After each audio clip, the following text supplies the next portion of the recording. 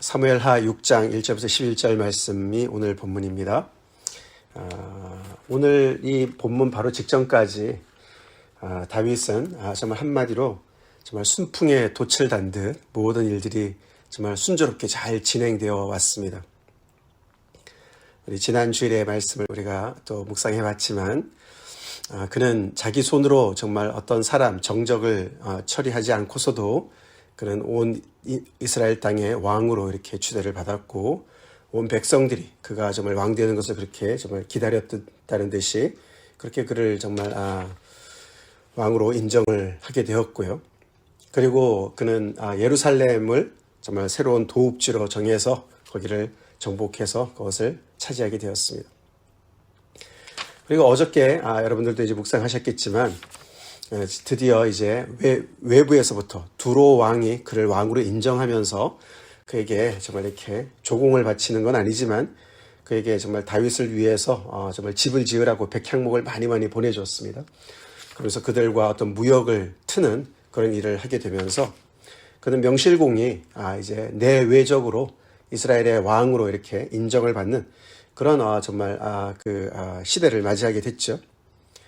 그러면서 그가 헤브론에서 많은 자녀들을 두었었지만 이제는 예루살렘에서 또 얼마나 많은 자녀들을 두었는지 또 더 나아가서는 거기서 또 얼마나 많은 또 처첩들을 두었는지 그런 이야기를 하면서 또 이어서 블레셋 정말 오랫동안 이 숙적인 이스라엘과의 숙적인 이 블레셋을 두 번에 걸쳐서 하나님께 물으면서 그들을 처치하게 된 처단하는 정말 물리치는 그런 공적을 세우면서 이제 정말 블레셋을 무릎을 꿇리는 그런 전공을 또 세우기도 했습니다. 한마디로 정말 탄탄대로를 걷고 있었습니다. 그렇죠? 그렇게 해서 그의 정말 다윗의 집은 점점 더 강성해지고 그 이스라엘의 나라도 점점 더 이렇게 부강해지는 것을 볼 수가 있게 되죠. 자, 그러던 중에 그가 굉장히 기특하고 정말 바람직한 한 아이디어를 떠올립니다. 그렇죠? 가만히 보니까 이 예루살렘에 다 있는 것 같은데 새로운 도시에 정말 이제 왕권도 점점 더 강화되어지고 우리 이제 다윗의 그 자기의 자신의 집도 점점 더 견고히 서가는데 하나가 빠져 있습니다. 바로 그것이 하나님의 법궤가 다른 곳에 있는 것이었어요. 하나님의 법궤가 아직은 아미나답의 집에 있는 것이죠. 기랏 여아림에 있는 것이죠.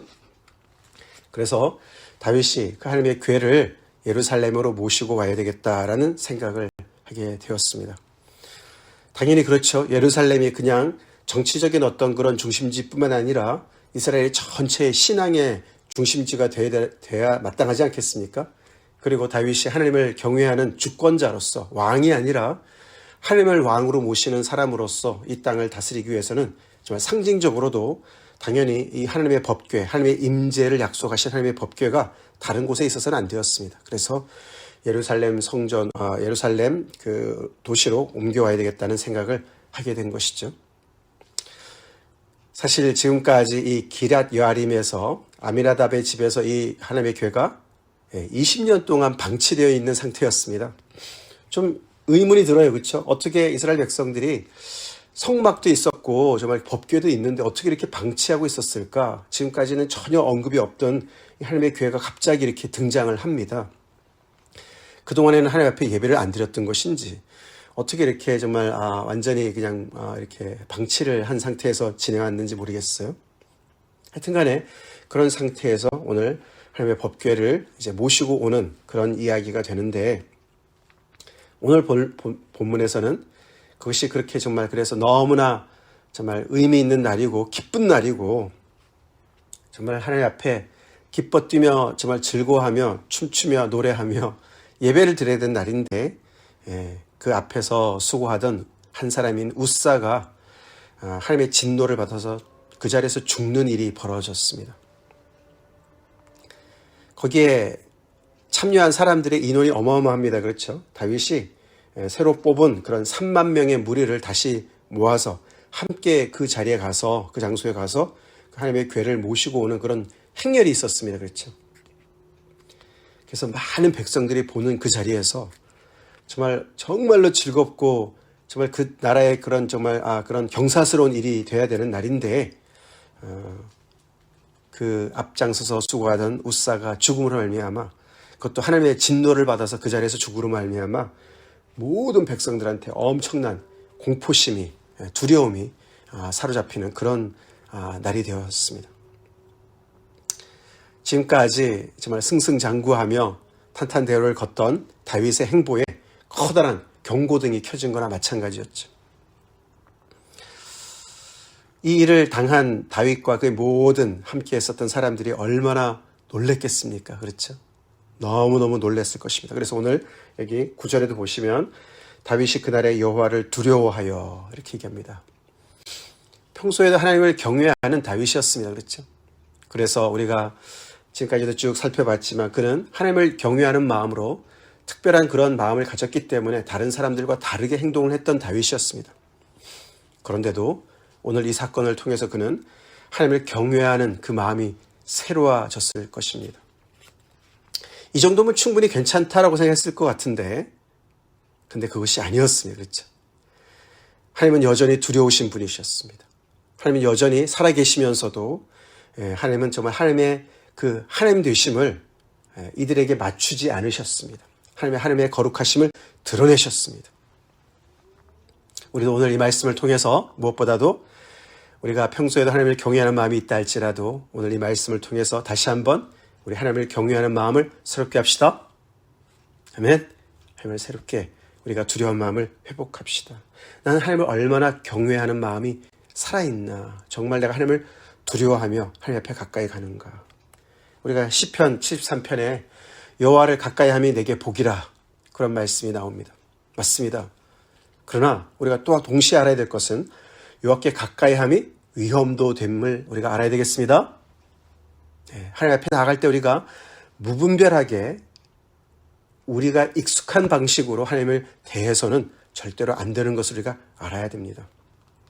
오늘 이 우사가 이 하나님의 법궤에 가장 가까이 있었던 사람 중에 한 사람이었어요. 그렇죠? 그의 형제인 아효와 함께 그 법궤를 실은 수레에 가까이 있었던 사람이었습니다. 함께 가까이 있는 사람이 복도 받지만 위험에 처할 수도 있음을 우리가 꼭 알아야 되겠습니다. 그래서 오늘 이 우사와 같은 그런 인물이 누굴까요? 오늘날에 목회자들이겠습니다. 그렇죠? 목회자들일 수가 있겠고, 또 우리 오늘 이 자리에 모여있는, 우리 이렇게 새벽기도에 모여있는, 또 매일매일 하나님 앞에 정말 믿음을 따라서 살려고 애쓰는 우리 하나님의 백성들인 줄 믿습니다. 그런데 우리가 하나님께 가까이 함이 복입니다. 오늘도 그래서 끝에 보면은 결국에는 다윗성에 들어갈 수가 없으니까 그 옆에 오벳 에돔의 집에다가 모셔갔는데, 그 오벳 에돔의 집에 석 달을 있었는데 여호와께서 오벳 에돔과 그의 온 집에 복을 주시니라 그랬어요. 하나님의 법궤가 있는 곳에, 머무는 곳에 복이 있습니다. 확실하죠? 그건 분명합니다.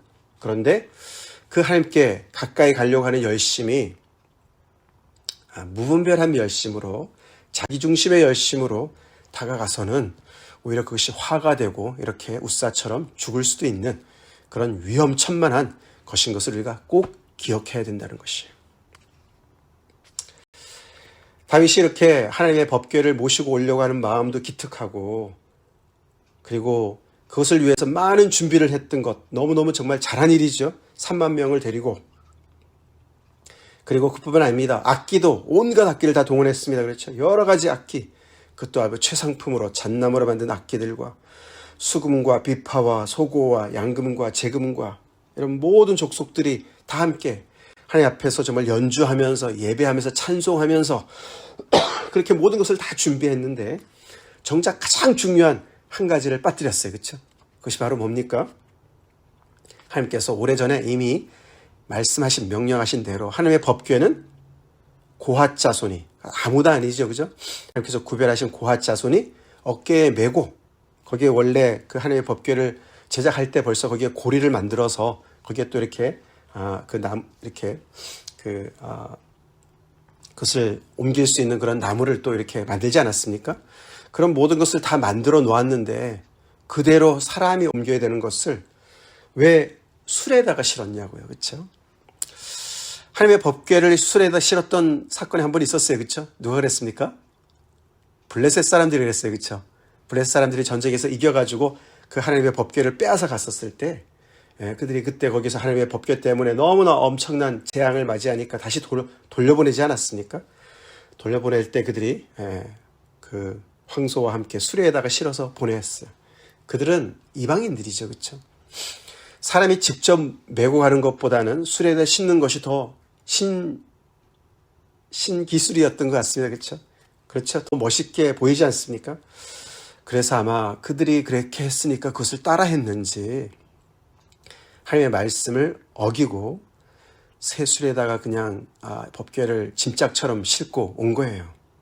그래서 이 나곤의 타작마당 앞에 와서 소들이 뛰니까 법궤가 떨어질 것 같으니까 그것을 떨어지지 않도록 붙잡느라고 우사가 그것을 이렇게 손에다 댄 것이죠.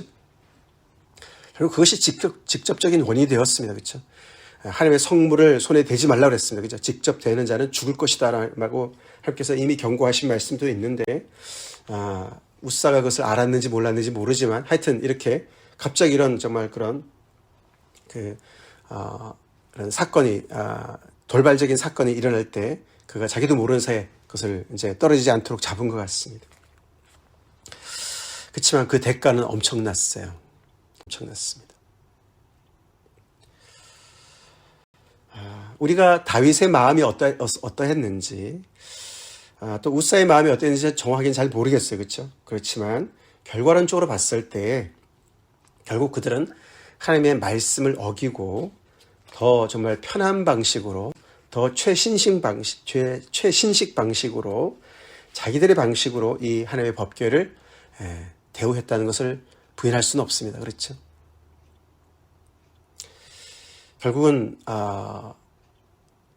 제사장들이 그 법궤를 메고 가는 방식이 아닌 수레에다가 이렇게 짐짝처럼 모시고 가는 그 방식이 굉장히 비인격적인 것은 확실합니다. 그렇죠? 그러니까 이렇게 소들이 뛰니까 어떻게 해볼 도리가 없는 상황이 벌어진 것이죠. 고앗 자손들이 이렇게 내 귀퉁이에 어깨를 메고 갔으면은 그런 일이 없었겠죠. 그렇죠? 그런 일이 없었겠죠. 그래서 다시 한번 다윗은 지금까지 모든 것들이 탄탄대로를 지나오면서 이제 여기에 하나님의 법궤만 모시고 오면, 그리고 거기에 성막이 딱 거기에 예루살렘의 자리만 잡으면 모든 것들이 다 구색을 다 갖추고 모든 것들이 다 안정이 될 것과 같은 그런 생각 속에서 진행을 했을 것 같은데 거기에 브레이크가 걸린 거예요. 브레이크가 걸렸습니다. 이 석 달 동안 다윗은 얼마나 고민했겠습니까? 그렇죠? 글쎄요, 이렇게 그 자리를, 그 장소를 베레스 우사다, 우사를 치셨다, 그렇게 장소를 짓고서 거기서 그도 너무나 이제 정말 분개했다 이렇게 말이 나오는데 너무너무 그가 놀랬던 것이죠. 분했습니다. 정말 거기서 그가 얼마나 많은 생각과 회개를 했는지 잘 모르겠지만 정말 그렇죠. 모든 것을 다시 한번 되짚어보는 그런 기회가 되었을 것입니다.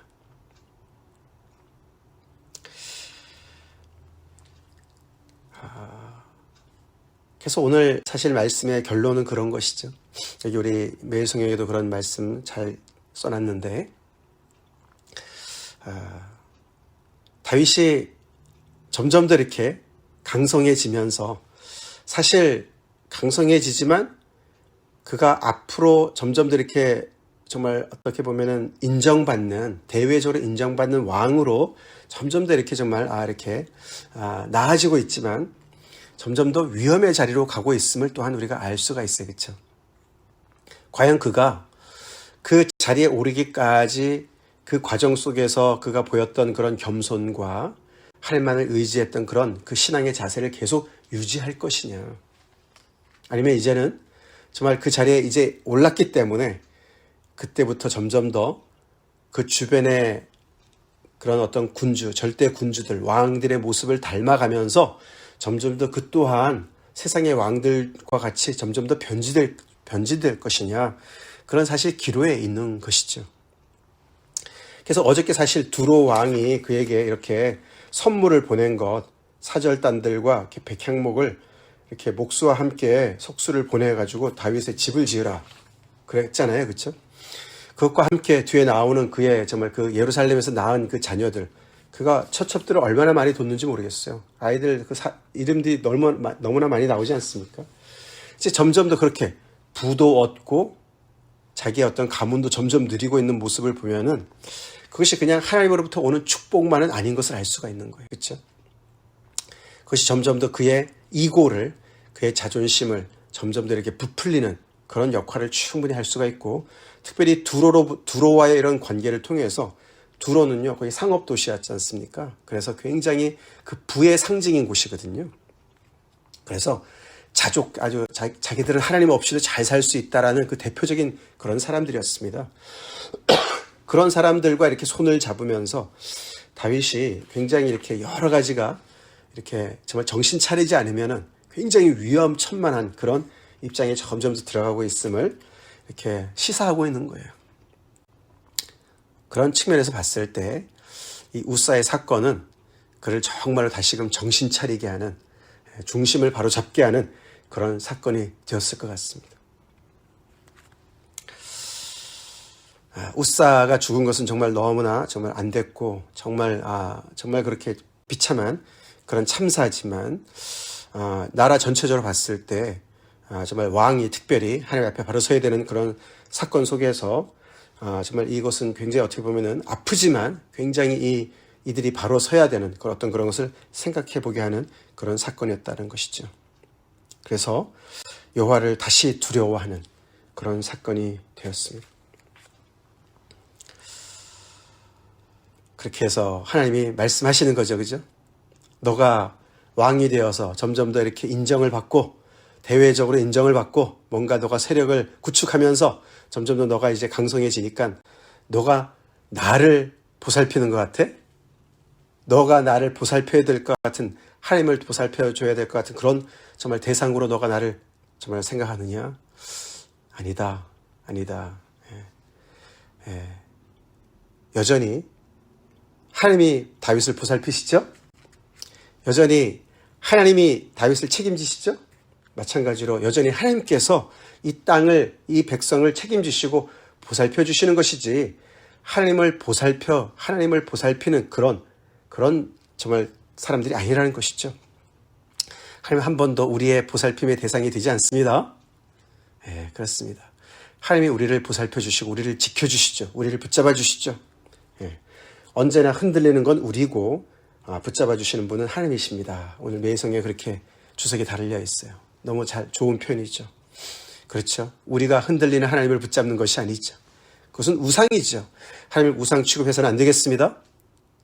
우리가 아무리 정말 하나님 앞에 가까이 간다 할지라도, 우리가 하나님과 익숙해졌다 할지라도, 내가 하나님을 지키지 않으면 하나님께서 어떻게 위태할 것 같은 그런 착각에 빠져서는 안 되죠. 우리가 그런 잘못된 열심이죠. 그것은. 이것도 어떻게 오늘 보면은 다윗이 이 잘못된 열심인 것으로 우리가 알 수가 있습니다. 우사가 마치 하나님의 법궤를 붙잡지 않으면 떨어져서 하나님이 망신당할 것 같은 그런 생각을 했는지 모르겠어요. 그런 것처럼 우리가 하나님의 이름과 하나님의 영광이 내 손에 달려있는 것이 아니죠. 아닙니다. 우리 다시 한번 기억합시다.